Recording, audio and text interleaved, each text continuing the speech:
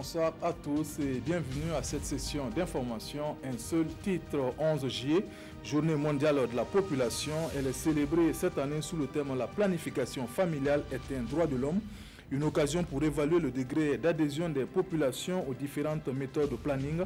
Un constat mené auprès d'associations et de centres de santé de Yako dans la province du Passoré. La planification familiale est un droit de l'homme. C'est sous ce thème qu'est célébrée ce 11 juillet la Journée mondiale de la population 2018. Pour apprécier le degré d'application de la planification par les populations, un constat a été effectué dans la ville de Yako. Il s'est agi d'évaluer l'adhésion des populations aux différentes méthodes de planning. Un constat mené auprès d'associations et de centres de santé. Reportage Issoufou Kaboré, Tounaba Chantal Kaboré. La pilule, les préservatifs, la jadelle, le stérilet, le collier constituent aujourd'hui des méthodes de contraception selon les agents de santé. Ces produits ont pour objectif d'éviter les grossesses précoces et non désirées au Burkina Faso. À Yako, certaines associations ont fait du planning familial leur cheval de bataille, au nom desquelles l'Association pour la promotion de la femme et de l'enfant du Passoré, APF, et l'association Solidarité Entraide Mutuelle au Sahel, CEMUS. Nous faisons des sensibilisations de proximité, des causeries éducatives, des plaidoyers avec les leaders et aussi des projections de films et des représentations de théâtre forum. Si ces associations font dans le conseil, le premier acteur dans la promotion du planning familial demeure l'État. Ainsi, au CSPS du secteur 4 de Yako, les femmes qui désirent adopter un moyen de contraception sont servies. Si une femme vient pour planification familiale, c'est-à-dire on prend d'abord méthode par méthode, on essaie de les expliquer. Voici telle méthode, les pilules, voici les effets secondaires, voici les avantages, les inconvénients. Et c'est à la femme maintenant de choisir la méthode qu'elle désire. La planification familiale est un droit de l'homme. C'est sous ce thème que la communauté internationale célèbre cette année la Journée mondiale de la population. Et les acteurs œuvrant dans ce domaine dans la province du Passoré se disent soulagés par la prise en compte de la question au sein des organismes internationaux. La prise en compte de la planification familiale par le plus haut niveau de tous les partenaires nous encourage et nous rassure que nous aurons un accompagnement fort pour atteindre nos objectifs que nous poursuivons. De l'avis de certains animateurs des associations, les femmes refusent toujours d'aborder librement la question de la planification familiale au vu des préjugés et des pesanteurs sociales. Plus de 500 étudiants, voici la cuvée 2018 de l'Institut africain de management IAM.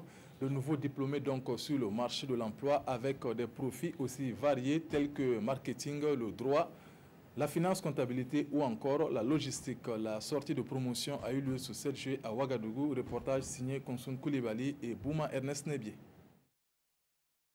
560 diplômés de Master 2, de licence professionnelle et de BTS, voilà la moisson faite par l'Institut africain de management IAM pour cette promotion 2018. Ils sont désormais compétents dans une vingtaine de domaines. L'État-providence, l'État qui employait tout le monde, ne peut plus continuer à prospérer. Donc nos étudiants aujourd'hui sont invités à entreprendre. Pour cela, nous avons mis en place un fonds de 100 millions de francs CFA qui leur permet d'avoir accès à des financements pour permettre de créer leur propre entreprise. Vous n'êtes pas sans ignorer qu'une bonne partie donc, de nos étudiants, des titulaires de baccalauréat, s'orientent dans le privé. Et donc, c'est quelque chose à encourager. Et nous devons être à leur côté pour les accompagner à être dans la qualité, de façon à ce que l'enseignement supérieur puisse être performant. Des récipiendaires qui ne cachent pas leur joie de voir leurs efforts couronnés de succès. Je suis fier d'avoir fait ce diplôme. Je suis content et j'encourage Yam à continuer dans cette lancée, à bien nous former, à bien suivre les étudiants après leur formation. Compétences et bonne moralité doivent être conjuguées pour plus de performances dans les prestations, a dit le parrain de cette cérémonie, Djibril Kanazoué, pour qui la conscience professionnelle doit être la boussole de ses fioles dans l'exercice de leurs fonctions respectives. Depuis sa création en 2007, l'Institut africain de management a mis sur le marché de l'emploi plus de 9000 compétences selon le président du conseil d'administration. Nouna, chef de la COSI, a servi de cadre pour la distinction des meilleurs élèves du primaire de la province. Une vingtaine d'élèves des différentes circonscriptions d'éducation de base SEB ont vu leur effort ainsi récompensé. 7 SEB de la province sont au-dessus de la moyenne nationale. Reportage Lassina Ouattara et Yacouba Goro.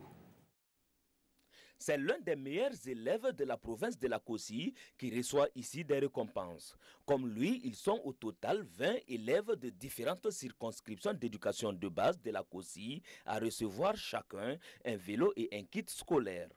Des tablettes, des sacs et des lettres de félicitations ont été aussi remis aux meilleurs enseignants, aux meilleures circonscriptions d'éducation de base et aux centres d'alphabétisation les plus méritants. La base de tout développement, c'est l'éducation.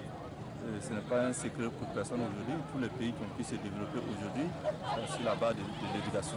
Il faut magnifier, en fait, à mon avis, l'instituteur. L'OCADES, en tout cas, ne ménagera aucun effort quand il s'agit de l'éducation de nos enfants. Parce qu'ils sont l'avenir de notre pays. Et sans éducation, pas de développement, pas de promotion humaine. Donc nous serons toujours aux côtés de tous ceux qui œuvrent pour l'éducation de nos enfants.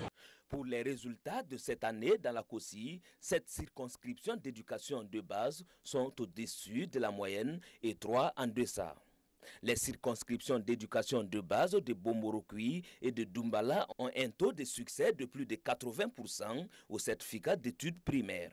La journée de l'excellence 2018 marque aussi la clôture des activités sportives et culturelles des écoles de la province. C'est Gawa dans le sud-ouest que l'ONG United Mission a choisi pour le lancement de ses activités. Cette ONG a pour objectif de contribuer à la mise en œuvre de l'axe 2 du PNDS, à savoir développer le capital humain. Reportage Boukari Kinda, Madou Ouedraogo et Adama Sanou. Œuvrer pour le bien-être des couches vulnérables, voilà l'objectif principal que s'est fixé United Mission. Cette nouvelle née des organisations non gouvernementales compte intervenir dans le domaine de l'assistance alimentaire et les infrastructures sanitaires et scolaires. Nous avons déjà posé des actions ponctuelles. Nous avons soutenu donc des orphelinats en vivres. Nous avons déjà posé une première pierre pour la construction d'un collège à Dar Salami, dans les hauts bassins, à Bobo du Lasso, et aussi un centre de santé à Numundara. Donc on a aussi appuyé en tout cas certaines personnes en tout cas en vivre. Et nous avons déjà donc fait des preuves donc sur le terrain. Les 5 prochaines années, l'ONG compte consacrer 53 millions de francs CFA au financement des projets de confessions religieuses dans la région du Sud-Ouest. Un financement sous forme de crédit sans garantie et sans intérêt qui sera octroyé aux jeunes et aux femmes. Le Conseil régional loue cette initiative privée du FMI, Burkina Faso, qui vise à résoudre la problématique de l'emploi surtout dans notre région. Et par conséquent, le Conseil régional nous soutient vivement. Nous vous invitons à accompagner un fonds missionnaire dans l'atteinte de ces objectifs. L'ONG United Missions intervient dans les 13 régions du Burkina. Elle entend recruter et former plus de 5000 personnes dans divers domaines d'activité, ce qui devrait contribuer à la réduction de la pauvreté. La 12e édition de la Coupe de l'Amitié de Dano a connu son épilogue ce 7 juillet. Sur le terrain du lycée provincial du Yoba, les 7 secteurs de la commune de Dano se sont mesurés au cours de cette compétition qui a vu la victoire du secteur 1 face au secteur 3 après la séance de tir au but. Oumarou Sagnon et Isiaka Nana. Cette Coupe de l'Amitié de Dano, qui se veut une tribune de cohésion et de fraternité entre les fils et les filles du Yoba, a véritablement mobilisé du monde ici au stade provincial. Le secteur 1 en orange-blanc face au secteur 3 en rouge-violet, c'est l'affiche de la finale de cette 12e édition. Dans le jeu, dès les premières minutes, le secteur 1 affiche déjà ses intentions avec quelques assauts répétés sur le camp adverse. Dans un match décousu de part et d'autre, les deux formations vont se livrer une domination par intermittence. Les oranges-blancs obtiennent néanmoins les meilleures occasions sans pour autant concrétiser une seule action. 0 but partout au terme du temps réglementaire, Il aurait donc fallu recourir à la séance des tirs au but pour départager les deux équipes. Et à cette épreuve fatidique, ce sont les oranges blancs du secteur 1 qui vont se montrer les plus réalistes avec 4 tirs réussis contre 2 pour le secteur 3. Je suis vraiment très satisfait. Le match s'est bien déroulé. Il n'y a pas eu d'anti-jeu. Les enfants ont compris qu'il faut voir les choses autrement, sportivement. L'objectif à atteindre, c'est d'abord la communion entre la jeunesse de Dano. Cette communion permet aux gens de mieux se comprendre et de mieux travailler ensemble pour le développement. C'est ça l'objectif premier. Et ça cultive l'amitié. Nous jouons la coupe de l'amitié. Cette amitié qu'on a cultivée depuis Ouaga, qu'on a ramenée chez nous, ça nous permet d'aller dans ce sens. Mais il faut qu'on puisse se côtoyer, se parler pour mieux se comprendre dans l'amitié. Travailler ensemble pour le développement de Dano, un pari en passe d'être relevé par le promoteur qui peut compter sur l'accompagnement du parrain de la 12e édition. Une édition placée sous le thème « Tous foot pour une jeunesse engagée et responsable ». C'est une ville que nous aimons tant et tout ce qu'on peut faire pour contribuer en tant soit peu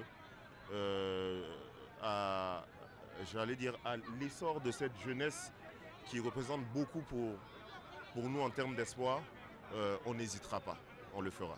Le secteur 3, finaliste malheureux, reçoit un jet de maillot, 75 000 francs CFA et un ballon. Le secteur 1 s'adjuge le trophée, un jet de maillot, un ballon et la somme de 100 000 francs CFA. Toutes les équipes participantes ainsi que les meilleurs joueurs de la compétition ont également reçu des prix d'encouragement. On s'arrête là pour ce soir. Nathalie Kaoré vous retrouve après le match Croatie-Angleterre. Place dans quelques instants au plateau d'avant-match. Bon suite de programme. Bonsoir.